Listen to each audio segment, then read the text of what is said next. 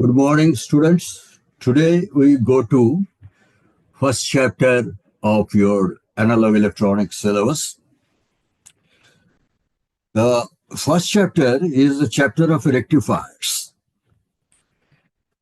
Now, let's be clear first that rectifiers, I don't know whether you have heard the name rectifier, but you have used rectifier like a mobile charger, like a battery eliminator, a power supply in your. These are basically rectifiers with certain other electronics added to it. Our first chapter is the chapter of rectifiers. Rectifier, of course, can be of various design depending upon the cost and requirement, system design. We shall here take the first three basic principles. First principle is half-wave rectifier. Now, what is a half-wave rectifier? This is the diagram of a half-wave rectifier where you have the transformer here, and like this transformer, the symbol there are two parallel lines in between the two coils. This means it's a power transformer. Power transformer primary use is delivering power, and it's less costly normally.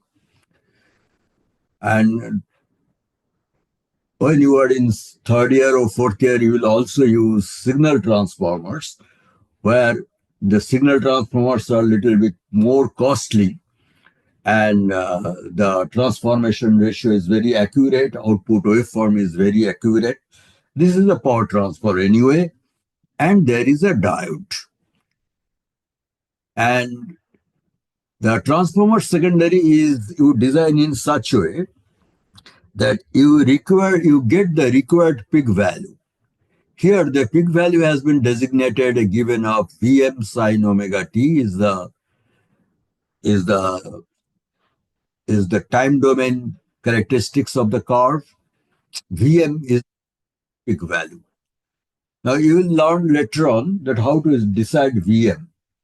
For example, roughly speaking, if you need 10 volt DC output, you need Vm around 10 root 2, right? So around 14.4 volt you will need Vm.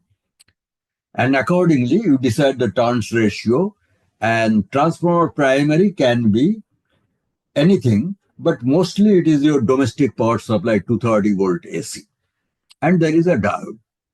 And this RL signifies the input resistance of the equipment where this rectifier is supplying power.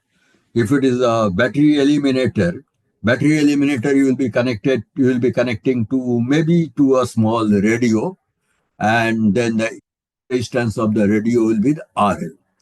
Now, how does it work? Now, let us see the here. Let us see here the this is the positive half cycle of the input. In the positive half cycle of the input, this end will be designated as positive.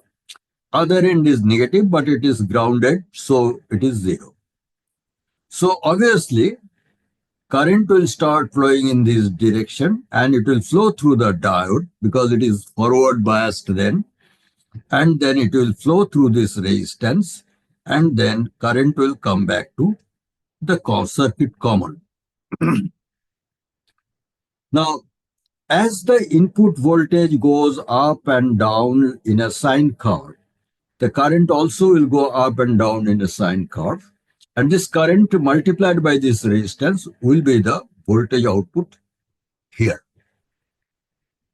There is no doubt in that. So, the output voltage VL is something like this. Okay? Now let us see what happens in the second half cycle. In the second half cycle, here,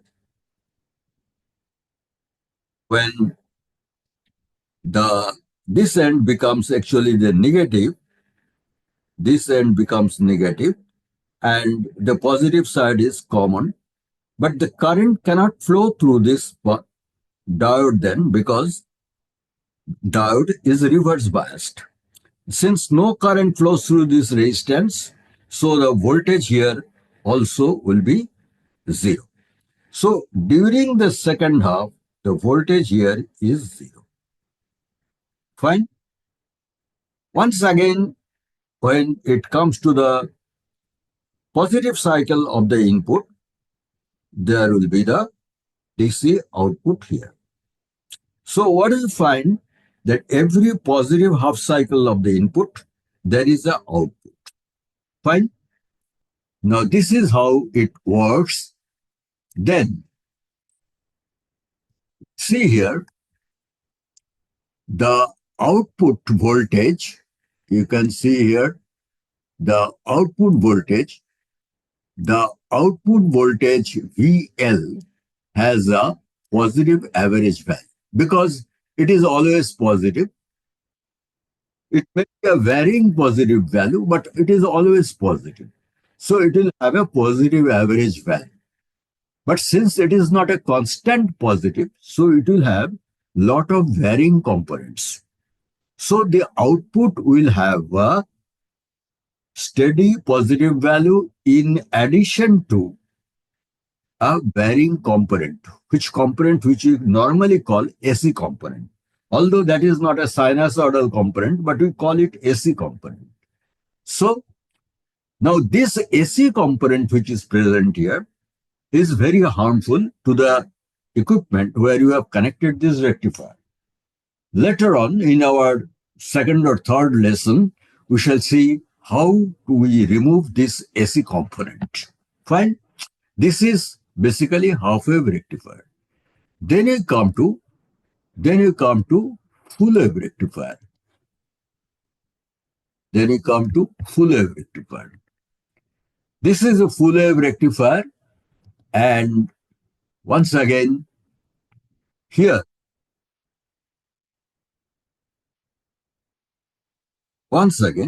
this full-wave rectifier, there is a transformer here. You can see a transformer here, right? Now, this transformer is different from the transformer of the earlier transformer of half-wave rectifier. In the earlier transformer, there was input 230 volt primary input, and there was a secondary output of, say, 14 volt, peak 0 to peak value 14 volt. Now, in full-wave rectifier, there are two such secondaries. Each secondary gives VM 0 to peak value, and they are connected and they are jointed or connected at the center here, and this center is connected to the circuit common. This kind of a transformer we normally call center tapped transformer. But one difference I want to repeat to you once again, it is not the same coil of earlier transformer and there is a center tap, mind you. There are two such secondary coils and it is connected in between a center tap. So on each half, there is a Vm sine omega t here. And here also, there is a Vm sine omega t. Fine. Now let's see how it really works. It works in this fashion. Here, this is the positive half cycle of the system once again, primary once again. During the positive half cycle, this end is positive and other end is negative. This end is positive and this is connected to common, other end is negative. So current flows through this diode. Then it cannot flow through this diode. It cannot go into this direction because this diode will be reverse biased. And so current will flow through this resistor RL and then current will go to the circuit common. The second half, in the second half of the, in the color, in second half of the input, when this is this part of the input, this side becomes positive and this side becomes negative. So this diode conducts, and this diode cannot be conducted, cannot conduct because it is in reverse bus. This diode conducts, and circuit has been arranged in such a way the current straight goes up, and from here current comes down here through the resistance RL in the same direction and then to circuit common. So what you have to note that in both half of the AC input, the current through the resistor goes in the same direction. So the current also will have a positive half in this direction. Here also it was in this direction. So what we are getting, the input primary is reversing its polarity, but output current through the resistor is in the same polarity. So as a result, what is happening? As a result, here, as a result, here,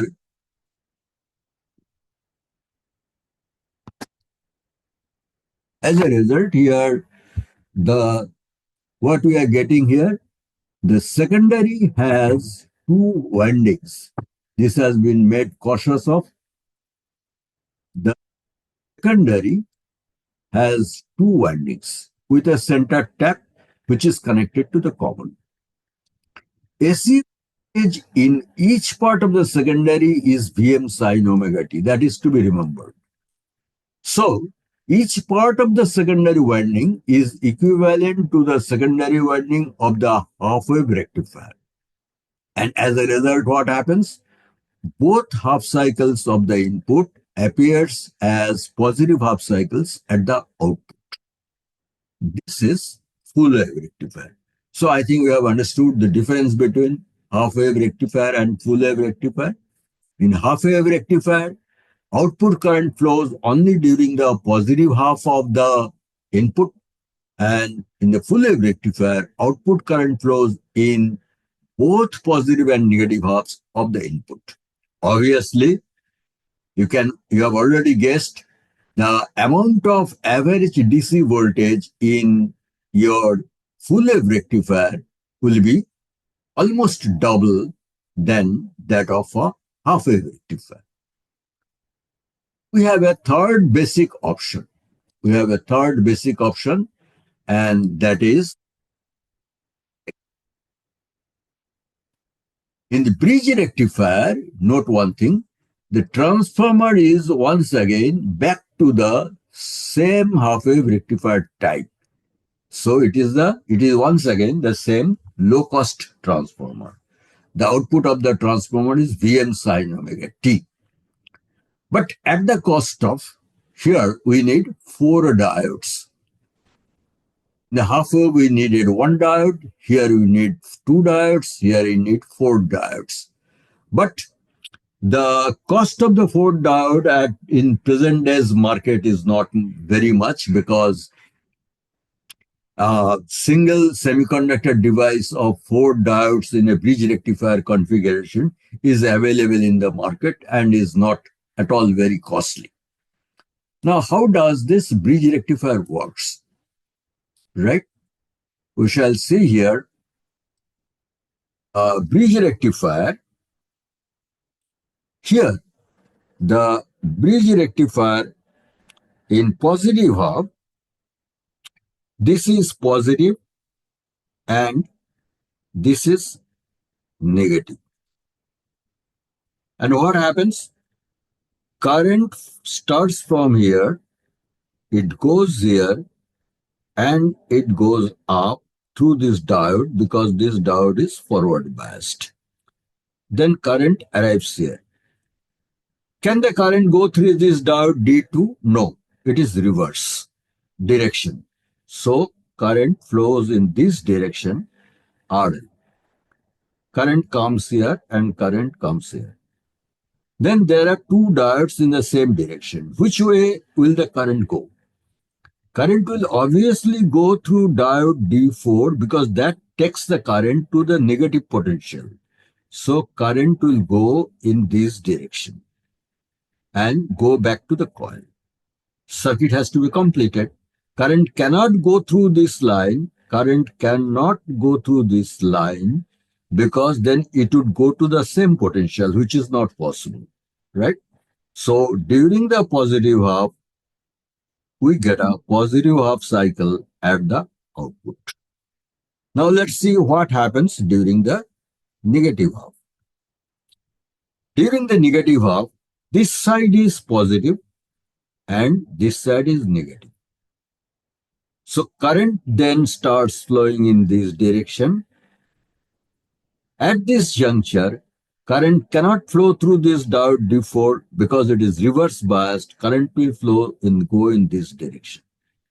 From here, current will come back in this direction. Current will come back in this direction. That means current will flow in the same direction through RL. And this time, current will, because it started from here, so current will go back in this direction and go to the reverse polarity here. So in the negative half cycle of the AC component, we once again get the positive half cycle. So there is really no improvement in the output waveform. Output waveform is same as the full wave rectifier. But the benefit is we need the same low-cost transformer as in case of half-wave rectifier. But of course, we need two diodes. So actually, uh, here we can see that what is mentioned here is diodes D1 and D4 conducts during the positive half cycle, and diodes D2 and D3 conducts in the negative half. Same as the full wave rectified output as in case of center tapped full wave rectifier. So far as the performance characteristics is concerned, and DC component value, AC component value, etc., will be same as the full wave rectifier. Only the configuration is different. Powers in bridge rectifier, the transformer is cheap transformer, but we need 4 diodes. Here, transformer is a costly transformer, but we need 2 diodes. These are the 3 basic configurations of rectifiers. In our next lesson, what we shall do, we shall calculate how much DC value, because we really needed rectifiers for DC output to charge our mobile or battery eliminator, etc., etc. In our next lesson, we shall calculate and compare between these 3 configurations of how much DC value it creates, how much non-DC AC value it creates, and such thing, calculations. Okay.